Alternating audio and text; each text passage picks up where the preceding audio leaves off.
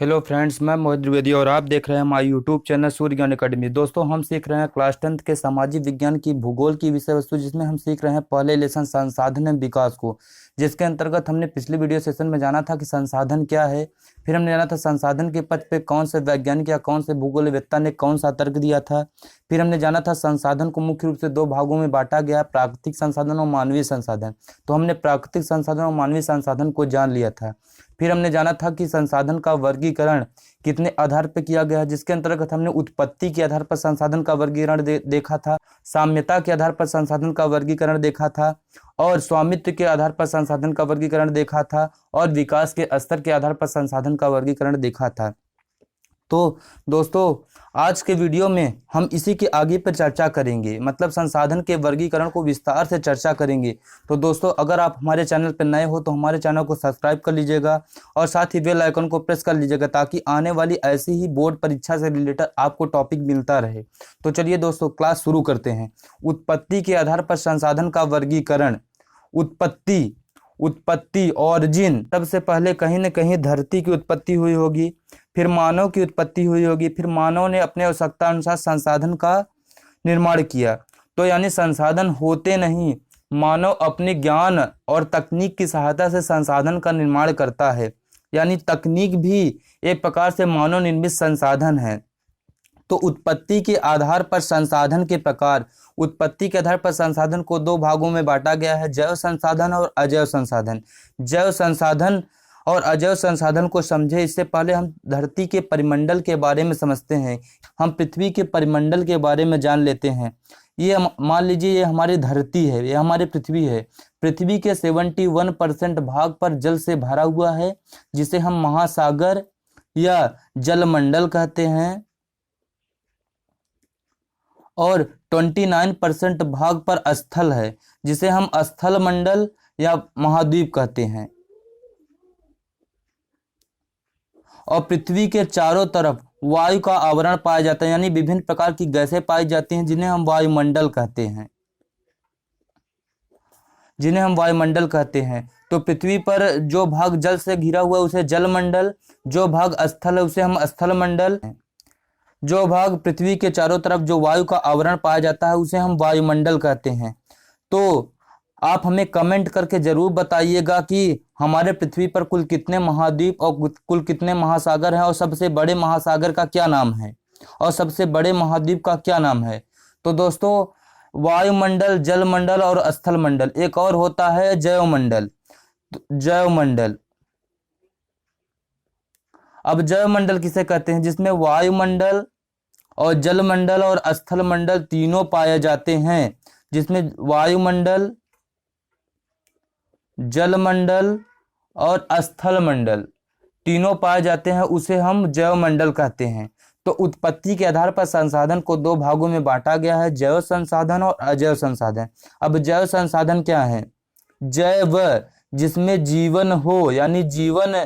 जैव संसाधन को हम समझ सकते हैं जीवन, जैव को हम समझ सकते हैं जीवन। तो ऐसे संसाधन जिसकी प्राप्ति जीवमंडल से होती है, ऐसे संसाधनों की प्राप्ति जीवमंडल से होती है, यानी ऐसे संसाधन जिसकी प्राप्ति जीवमंडल से होती है वो हमारे जैव संसाधन कहलाते हैं। इनमें जीवन व्याप्त होता है। इसके अंतर्गत मनुष्य, वनस्पति जात, प्राणी जात, मत्स्य, पशुधन आदि आते हैं। अजैव संसाधन जिसमें जीवन ना हो, अजैव संसाधन जिसके अंदर जीवन ना हो, ऐसे संसाधन निर्जीव वस्तुओं से बने होते हैं। ये निर्जीव होते हैं, जिसके अंतर्गत आता है चट्टानें और धातुएं। अब हम बात करते हैं साम्यता के आधार पर संसाधन के प्रकार। साम्यता के आधार पर संसाधन को भी दो भागों में बांटा गया है, नवीकरणीय योग्य संसाधन और अनवीकरणीय योग्य संसाधन। अब नवीकरणीय योग्य संसाधन क्या है? ऐसे संसाधन जिनका हम उपयोग करने के बाद पुनः निर्माण कर सकते हैं। ऐसे संसाधन जो प्रकृति में असीमित मात्रा में उपलब्ध हैं, जिन्हें प्राकृतिक प्रक्रियाओं द्वारा, यानी प्राकृतिक प्रक्रियाओं द्वारा या मानव द्वारा भौतिक, रासायनिक या यांत्रिक प्रक्रिया द्वारा नवीकृत है, यानी नई तरीके से या पुनः उत्पन्न किया जा सकता है, नवीकरणीय योग्य संसाधन कहा जाता है। अब नवीकरणीय योग्य संसाधन के अंतर्गत हमारे आते हैं, जैसे सूर्य ऊर्जा है। नवीकरणीय संसाधन, इन्हें अक्षयशील संसाधन भी कहा जाता है, यानी इसके अंतर्गत सूर्य का प्रकाश, पवन, वायु आदि संसाधन आते हैं। जैसे अगर हम सूर्य के प्रकाश को बिजली के रूप में सोलर पैनल से इस्तेमाल करें तो अगर एक बार बिजली समाप्त हो गई तो उसे हम पुनः बना सकते हैं, यानी सूर्य के प्रकाश से हम पुनः बिजली बना सकते हैं। यानी ऐसे संसाधन हैं जो प्रकृति में असीमित मात्रा में उपलब्ध हैं, जिन्हें प्राकृतिक प्रक्रियाओं द्वारा या मानव द्वारा प्रक्रियाओं द्वारा नवीकृत नई तरीके से उत्पन्न किया जा सकता है, नवीकरणीय योग्य संसाधन कहा जाता है। चलिए अब हम बात करते हैं दूसरे संसाधन की। अब हम बात करते हैं अनवीकरणीय योग्य संसाधन की। ऐसे प्राकृतिक संसाधन जो भूतकाल में निर्मित हुए हैं, जिनका भंडारण सीमित मात्रा में है, अनवीकरणीय संसाधन कहलाते हैं। यानी एक बार इनका प्रयोग करने के बाद अगर ये समाप्त हो जाते हैं तो इन्हें पुनः निर्मित नहीं किया जा सकता है, पुनः बनाया नहीं जा सकता। अगर बनाया भी जाता है तो एक लंबे भूवैज्ञानिक प्रक्रिया के दौरान, तो जिसमें हजारों वर्षों का समय लगता है। यानी ऐसे प्राकृतिक संसाधन जो भूतकाल में निर्मित हुए हैं, जिनका भंडारण सीमित मात्रा में है, अनवीकरणीय योग्य संसाधन कहलाते हैं। इसके अंतर्गत खनिज एवं जीवाश्म ईंधन आदि आते हैं। ये हमारे प्राकृतिक संसाधन के प्रकार हैं। प्राकृतिक संसाधन के प्रकार दो होते हैं, अनवीकरणीय योग्य संसाधन और नवीकरणीय योग्य संसाधन। अगर बोर्ड परीक्षा में प्राकृतिक संसाधन के प्रकार के बारे में पूछे तो अनवीकरणीय योग्य संसाधन और नवीकरणीय योग्य संसाधन दो ही होते हैं। अब हम बात करते हैं स्वामित्व के आधार पर संसाधन के प्रकार, जिसमें पहला है व्यक्तिगत संसाधन। ऐसे संसाधन जो किसी एक व्यक्ति के अधिकार में होते हैं, जैसे चारागाह, तालाब, कुओं का जल, ये हमारे व्यक्तिगत संसाधन के अंतर्गत आते हैं।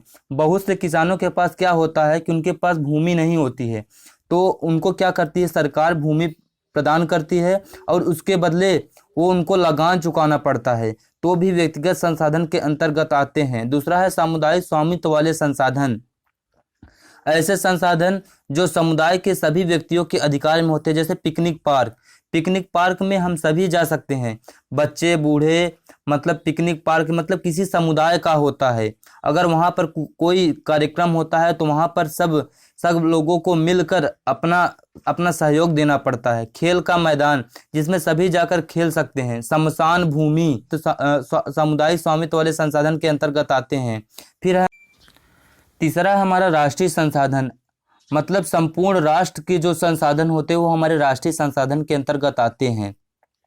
ऐसे संसाधन जो कानूनी तौर पर सरकार के अधीन होते हैं राष्ट्रीय संसाधन कहलाते हैं। मतलब ऐसे संसाधन जो कानूनी तौर पर सरकार के अधीन होते हैं वो राष्ट्रीय संसाधन के अंतर्गत आते हैं।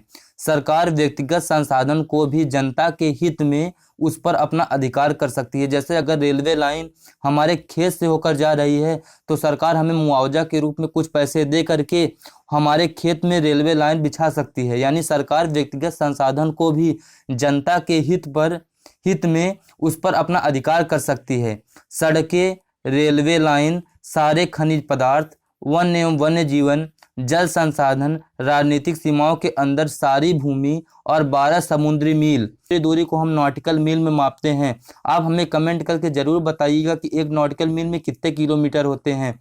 तो राजनीतिक सीमाओं के अंदर सारी भूमि और 12 समुद्री मील 22.2 किलोमीटर तक महासागरीय क्षेत्र व इसमें पाए जाने वाले संसाधन राष्ट्र की संपदा हैं। दूसरा है अंतर्राष्ट्रीय संसाधन। अंतर्राष्ट्रीय मतलब इंटरनेशनल लेवल। आपको पता है अंतर्राष्ट्रीय का मतलब क्या होता है? अंतर्राष्ट्रीय का मतलब जिस पे किसी एक देश का अधिकार ना हो, यानी ऐसे संसाधन पर एक से अधिक देशों का अधिकार होता है। ये इस प्रकार के जो संसाधन है देश की भौगोलिक सीमा से 200 समुद्री किमी दूर स्थित होते हैं। अब आपको पता होना चाहिए कि एक नॉटिकल मील समुद्री दूरी को हम नॉटिकल मील में मापते हैं। इन पर अंतर्राष्ट्रीय संस्थाओं का अधिकार होता है, यानी इस पे किसी एक देश का अधिकार नहीं होता है, इन पर अंतर्राष्ट्रीय संस्थाओं का अधिकार होता है, यानी एक से अधिक देशों का अधिकार होता है, वो हमारे अंतर्राष्ट्रीय संसाधन के अंतर्गत आते हैं। अगला है हमारा विकास के स्तर के आधार पर संसाधन के प्रकार, जिसमें पहला है संभाविक संसाधन।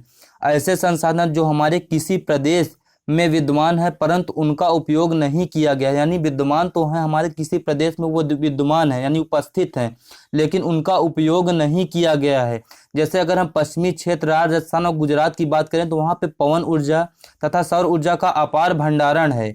मतलब वहाँ सौर ऊर्जा और पवन ऊर्जा का अपार भंडारण है, लेकिन अभी भी उनका उपयोग होना शुरू नहीं हुआ है। यानी दूसरा है हमारा विकसित संसाधन, ऐसे संसाधन जिनका सर्वेक्षण करके उनके उपयोग की गुणवत्ता एवं मात्रा निर्धारित की जा चुकी है परंतु अभी तक उपयोग आरंभ नहीं हुआ, यानी ऐसे संसाधन का विकास प्रौद्योगिकी के स्तर के आधार पर करता है, यानी ऐसे संसाधन का विकास टेक्नोलॉजी के स्तर पर निर्भर करता है, जैसे भूतापीय ऊर्जा। तीसरा है भंडारण, ऐसे संसाधन जो हमारे पर्यावरण में अधिक मात्रा में उपलब्ध होते हैं जिसमें उचित प्रौद्योगिकी का अभाव, जिनसे उपयोग में नहीं लिया जा रहा है, मतलब उचित प्रौद्योगिकी के अभाव में जिन्हें उपयोग में नहीं लिया, वो हमारे भंडारण के अंतर्गत आते हैं। जैसे दो ज्वलनशील गैसें हाइड्रोजन और ऑक्सीजन को मिलाने पर जल प्राप्त होता है, तो अभी कोई ऐसी टेक्नोलॉजी नहीं है कि जल का निर्माण किया जा सके।